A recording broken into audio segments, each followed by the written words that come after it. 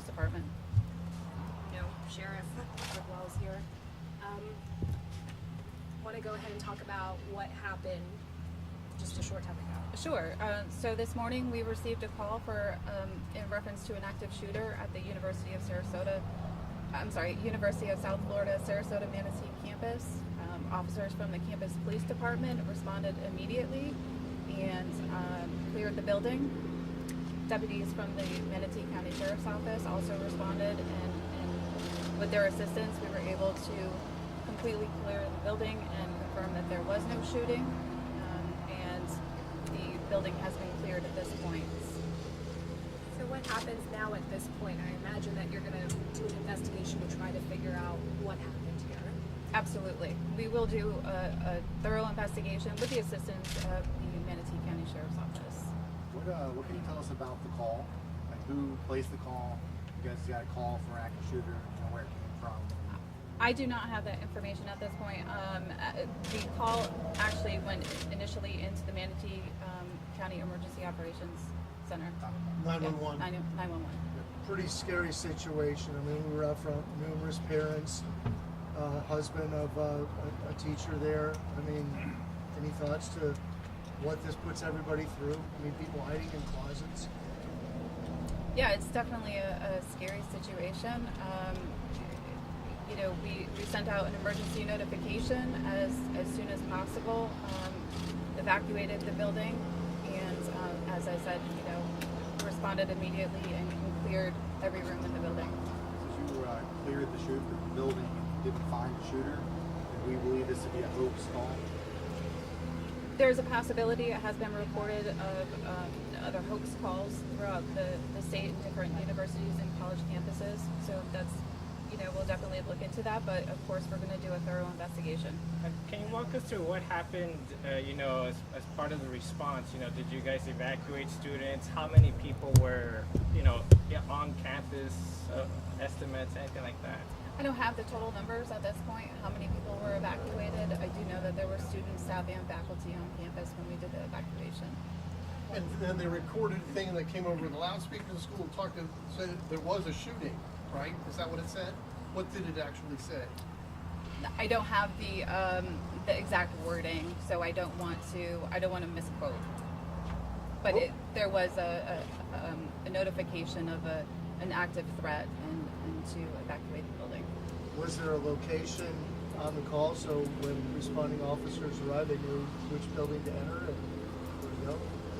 There's one main building on campus, and officers went immediately to that one main building. Can you walk us through the response? Like, when that call came, what went into motion? So the first thing that went into motion was my officers responded to the campus and entered the building. At the same time, the dispatcher was putting together the emergency notification to be sent out, and around that same time is when Manatee County deputies arrived on scene.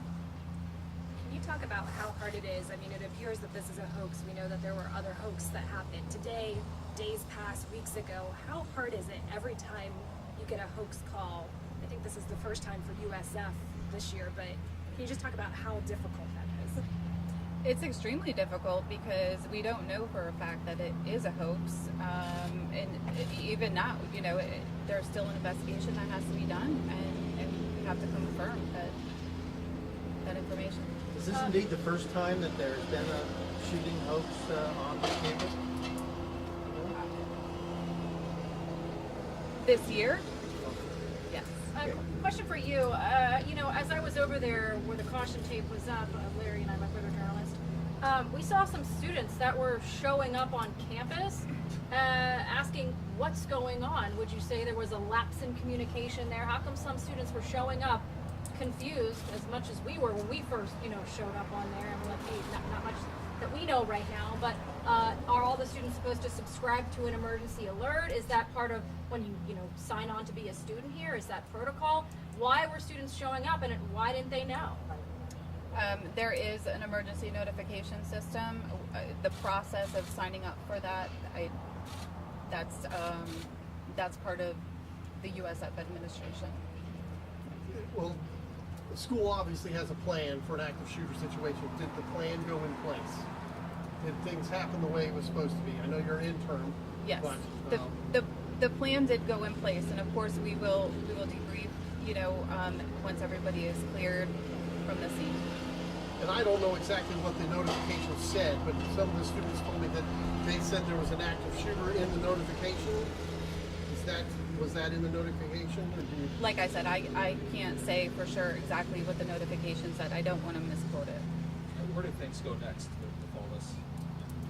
We'll continue our investigation at this point. Is there a message you want to send to people that are phoning in these fake calls and putting everyone through this? What would you say to them? The message would be just,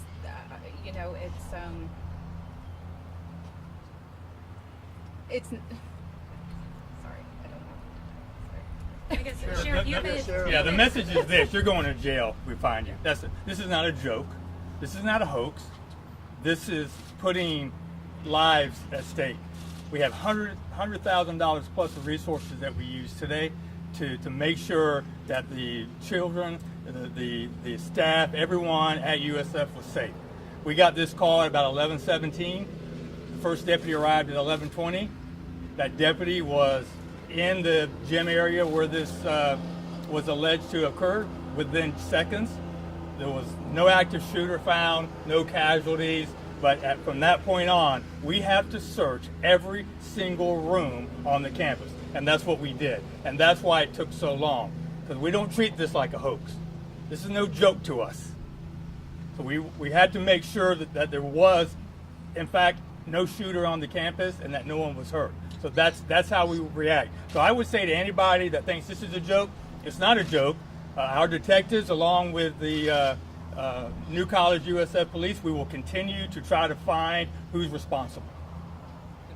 How many, what percentage of your deputies were diverted to USF and that potentially could impact other parts of the Well, I had about county? 25%. So I have my entire K-9 force here. We had several deputies that are part of the SWAT team. Luckily they were out as well. They're here.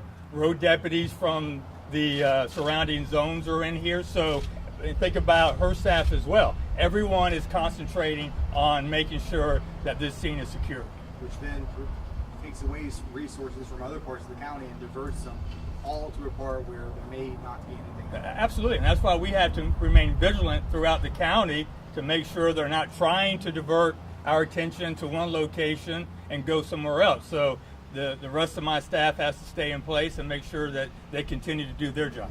Sheriff, the call came in from 911. It came in through the 911, originally in Sarasota, transferred to us in Manatee. Was that the internet protocol, or was it? I mean, what kind of call was it? They are traceable. It's a phone call. We believe a cell phone, but we believe that it came through some type of IP address. So a typical rule used by swatters. So we're going to investigate, and we're going to go as far as it'll take us. And you have arrested swatters before in the past, right? We have. Yes. I know that's a trend, using these IP numbers. How problematical, how frustrating is that for law enforcement like yours? Well, extremely frustrating for us because it really limits our ability to trace the call. We do have some very good detectives who have schooled in this type of swatting calls and these type of IP addresses. But a lot of these IP addresses don't come from the United States. They come through other countries, as you know, from other cases that we have worked. So it's difficult to figure out exactly where the call originated from. There's still a lot of people sitting in the hotel next door. Is there any word on when they'll be allowed to get their cars in the parking lot? And We do have staff working with them right now through our emergency services operation to get them back to their vehicles and get them out of the location. Sure. Have you responded to any other false alarms like this recently? And do you think, in this trend, it could be, they could be related, like of the same person? I mean, we've had some calls. They've been minimal. But this has been a very significant call, and as you know, this has occurred throughout the state of Florida today. We know that multiple calls were made to universities and colleges in South Florida, so they're going through the same thing we're going through right now. The only thing I can tell you is that we don't treat it like a hoax. We will never treat this like a hoax. We're going to go in fully staffed and make sure there's not a threat on the campus. So we don't know if this is like part of like some wider scenario that's going on, or We don't know yet, but what we will do, we will obviously contact our partners in South Florida and try to link these calls together and see what we can come up with. Any more questions? Now, is there an emotion you're feeling now? I mean, are I'm you- pissed. Is that a good emotion for you? Well, and what was the cost? I mean, you talked a little It's going to be over $100,000. I'm pissed because it put people in jeopardy, right? So these kids now are traumatized. They don't know it's a hoax. They don't know that it's not real. All they know is that they've been told there's an active shooter on campus, and the parents believe there's an active shooter on campus, right? So everyone involved in this is traumatized until they know that their family member is safe. Anything else? Thank y'all.